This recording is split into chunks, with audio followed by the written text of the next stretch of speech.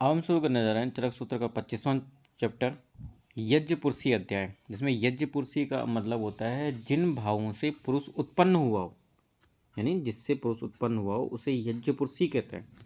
सबसे पहला श्लोक देखते हैं। आचार्य चरक ने कहा है, आत्मा, इंद्री, मन और इंद्रियों के अर्थ जो होते हैं ये पुरुष संज्ञक होता है, यानी कि इनसे पुरुष की उत्पत्ति होती है। आत्म, इंद्री, मनो अर्थानाम पुरुष संज्ञकम। उसके बाद उन्होंने कहा राशि, राशि का मतलब होता है पुरुष या शरीर, और आमय का मतलब होता है रोग, यानी कि जो पुरुष है उसकी उत्पत्ति और रोगों की उत्पत्ति के विषय में यहाँ पे इसको विनिश्चित करने के लिए संभाषा परिषद का वर्णन किया जा रहा है। संभाषा परिषद में देखिए, पुरुष उत्पत्ति के संबंध में कई ऋषियों ने अपने वो दिए मत दिए, जिसमें मौद्गल्य परीक्षित ने जो मत दिया उसे आत्मवाद के नाम से जाना जाता है। सरलोमा ने जो मत दिया उसको सतवाद माना जाता है, और वयोवृद्ध ने जो अपना मत दिया उसको रसवाद के नाम से जाना जाता है। हिरणाक्ष या कुशिक भी कहते हैं इनको, इन्होंने जो मत दिया उसको षड धातुवाद के नाम से जाना जाता है। कौशिक या सौनक ने जो अपना मत दिया उसे मातृ पितृवाद के नाम से जाना जाता है। भद्रकाप ने जो अपना मत दिया उसे कर्मवाद के नाम से जाना जाता है। कांकायन ने जो अपना मत दिया उसे प्रजापतिवाद के नाम से जाना जाता है। आत्रेय भिक्षु ने जो अपना मत दिया उसे कालवाद के नाम से जानते हैं। भरद्वाज ने जो अपना मत दिया उसे स्वभाववाद के नाम से जाना जाता है। फिर आत्रेय पुनर्वसु का जो मत है इस पूरी चरक संहिता में, उनका मत जो होता है वो समन्वयात्मक है, यानी कि सभी बातों का संग्रह करके फिर अपना बात कहना, यानी कि समन्वय आत्मक, ये आत्रेय पुनर्वसु का मत होता है। उन्होंने कहा येषाम एव ही भावानाम संपत संजनेन नरम तेषामेव विपद्धिना विविधान समधीर्यते, अर्थात जिन भावों की संपत्ति से पुरुष की उत्पत्ति होती है, यानी कि जिन भावों के एक साथ आने से पुरुष की उत्पत्ति होती है, उन्हीं भावों के अगर विरुद्ध हो जाए, विपत्ति हो जाए, यानी अलग अलग हो जाए, तो पुरुष का नाश होता है या रोगों की उत्पत्ति हो जाती है। पुरुष और रोग वृद्धि में हेतु जो होते हैं, तो हित आहार जो होता है वो पुरुष की या शरीर की वृद्धि करते हैं, जबकि जो अहित आहार होता है वो रोगों के निमित्त कारण होते हैं। आचार्य चरक ने हित आहार का वर्णन करते हुए कहा है, जो प्रकृतिस्थ धातुएं हैं उनको सम रखें, और जो विषम हो चुकी धातु हैं उनका समीकरोति, यानी कि सम कर दें, वो जो होता है उसे हितकर आहार कहा जाता है। यानी जो हितकर आहार होगा वो दो काम करेगा, जो अपनी प्रकृतिस्थ अवस्था में है उनको सम ही रखे, और जो विषम हो चुकी धातुएं हैं उनको प्रकृतिस्थ अवस्था में कर दे, ऐसे आहार को हितकर आहार कहा जाएगा। इसके बाद आचार्य चरक ने आहार के भेदों का वर्णन करते हुए कहा है, उन्होंने कहा है कि अर्थ भेद से आहार एक प्रकार का होता है, यानी जिसका आहरण किया जाता है उसको आहार कहा जाता है, आहारत्वम आहारस्य। फिर योनि प्रभाव भेद से जो होता है वो दो प्रकार का होता है, एक तो हितकर अहितकर, और दूसरा दो प्रकार का होता है स्थावर और जांगम। उपयोग भेद से चार प्रकार का होता है, पान, अशन, भक्ष्य और लेह। सारंगधर ने 6 प्रकार का बताया, 4 तो उन्होंने वही बताया जो चारक ने बताया। उसके बाद उन्होंने चव्य और चव्य का मतलब जो चबाने लायक है, और चौष्य का मतलब जो चूसने लायक है, इस प्रकार का 6 प्रकार का आहार का वर्णन किया है। रस भेद से आहार 6 प्रकार का होता है, जो 6 रस हैं उन्हीं के भेद से 6 प्रकार का हो जाएगा। गुण भेद से जो आहार है वो 20 प्रकार का होता है, यानी कि जो गुरुवादी गुण है वो सबको लिए हुए 20 प्रकार का। द्रव्य संयोग कारण बहुत्यात, यानी कि संयोग और कारण की वजह से जो द्रव्य होते हैं वो अपरिसंख्य होते हैं।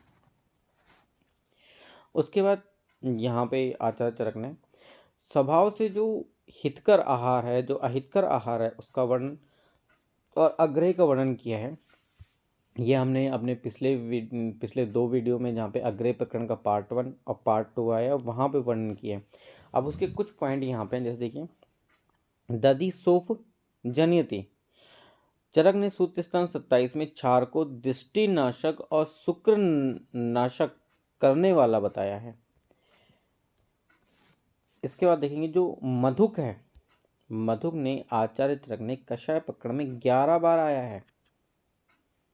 जहाँ पे 50 महाकषाय का वर्णन चरक सूत्र 4 में आचार्य चरक ने किया है, वहाँ पे मधुक 11 बार आया है। सुश्रुत ने गणों के प्रकरण में जहाँ 7 बार आया है, और चरक ने अग्रेय के प्रकरण में बताया चक्षुष है, वृक्ष है, केस है, कंठ है, वर्ण है, व्यंजनीय और रोपणीय कर्म बताया है। अब आचार्य चरक ने प्राण किसको बताया? प्राणियों का प्राण क्या क्या होता है? वायु है, रक्त है और अन्न। इन 3 को प्राणियों का प्राण आचार्य चरक ने माना है।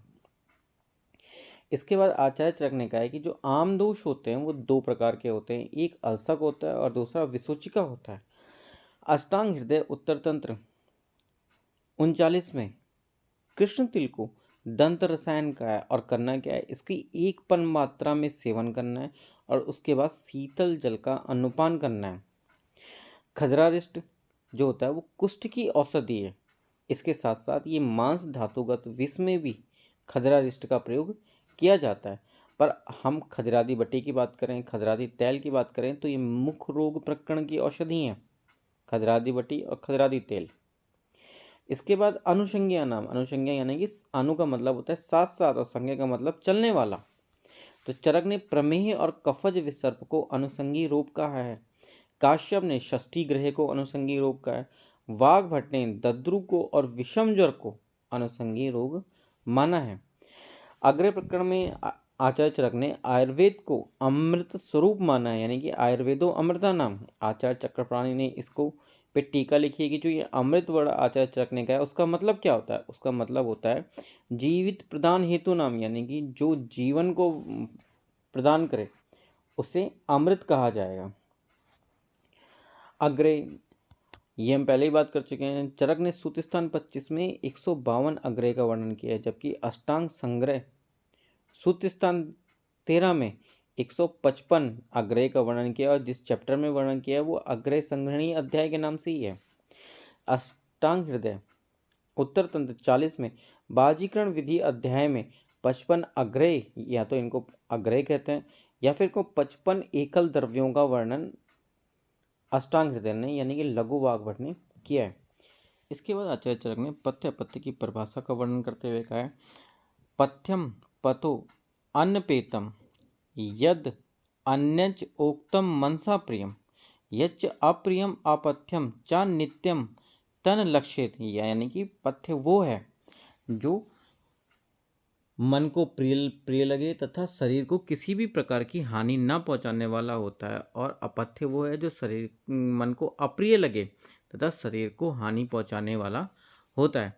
यहाँ पर इसका रेफरेंस इंपॉर्टेंट है कि ये श्लोक, ये लाइन रख के पूछा जाता है कि श्लोक कहाँ पर पूछा गया था या किसने बोला है, तो आचार्य चरक ने चरक सूत्र 25 में इस श्लोक का वर्णन किया है। सुश्रुत ने आजीर्ण का वर्णन सुश्रुत सूत्र 46 में किया है, इसे याद रखेंगे। फिर सुश्रुत चिकित्सा 39 में आचार्य सुश्रुत ने कहा है, आत्मवंतम पशुवत भुज्यते ये अप्रमाणात रोगानिकस्य ते मूलम आजीर्णम प्राग्नुवंती ही। ये यानी कि जो अनात्मवान होकर पशु के समान अप्रमाण में भोजन करता है यही रोगों का मूल है। चरक चिकित्सा 24 में आचार्य चरक ने कहा है, प्राणा प्राणभितम अन्नम यद उक्तम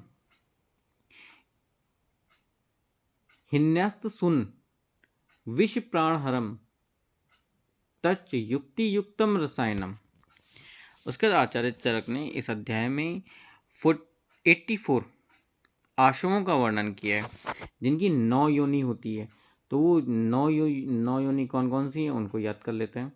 तो इसके लिए सबसे पहले एक निमोनी याद करेंगे। फसल में पुष्प धान्य टीके पत्र से है। तो फसल में जब फलासव होता है, सारासव होता है, तो फलासव जो होते हैं वो 26 होते हैं, सारासव 20 होते हैं। मूलासव में जो है उससे मूलासव आता है, मूलासव 11 होते हैं। पुष्पासव 10 होते हैं। धान्यासव 6 होते हैं। त्वकासव 4 होते हैं। कांडासव 4 है। पत्रासव 2 है और शर्करासव 1 है। और ये निमोनिक याद कर लेंगे, फसल से पुष्प धान्य टीके पत्र से हैं। तो याद रहेगा फलाशव होते हैं, साराशव होते हैं, मूलाशव होते हैं, पुष्पाशव होते हैं, धान्याशव होते हैं, त्वकाशव है, कांडाशव है, पत्राशव है और लास्ट में शर्कराशव है। शर्कराशव जो होता है वो एक होता है। इसके बाद आचार्य चरक ने जैसे कुछ कॉमन द्रव्य हैं, जैसे धर्म होता है ये फलाशव साराशव दोनों में आता है। महुआ या जो मधुक होता है वो साराशव पुष्पाशव दोनों में आता है। इसके बाद आचार्य चरक ने आशव की संज्ञा के बारे में वर्णन किया है। उन्होंने कहा है एशम आश्वानम आसुत्वाद आसव संज्ञा। आचार्य चक्रपाणी ने इसका वर्णन करते हुए कहा है जो आसुत्वात है उसको संधान रूपत्व ऐसा वर्णन किया है। अर्थात आचार्य चरक ने कहा है कि आसव वो होते हैं जो आसुत यानी कि संधान क्रिया से निर्मित किए जाते हैं, उन्हें आसव कहा जाता है, जिसका स्पष्टीकरण आचार्य चक्रपाणी ने किया। उन्होंने कहा आसुत्वाद जो होता है वो संधान रूप संधान क्रिया को ही आसुत्वाद कहा है। आसव के गुणों का वर्णन करते हुए आचार्य चरक ने कहा मन शरीर अग्नि बल प्रदम आस्वप्न शोक अरुचि नाशनम, यानी कि मन शरीर और अग्नि को बल प्रदान करने वाला। आस्वप्न यानी कि अनिद्रा को, शोक को, अरुचि को नाश करने वाला आसव होता है। यहाँ पे एक नोट है, जो मध्य होता है वो शरीर और अनिद्रा दोनों के लिए हितकर होता है और जो स्थूल है और क्रश है इन दोनों के लिए भी हितकर होता है। इसी के साथ ही अध्याय समाप्त होता है।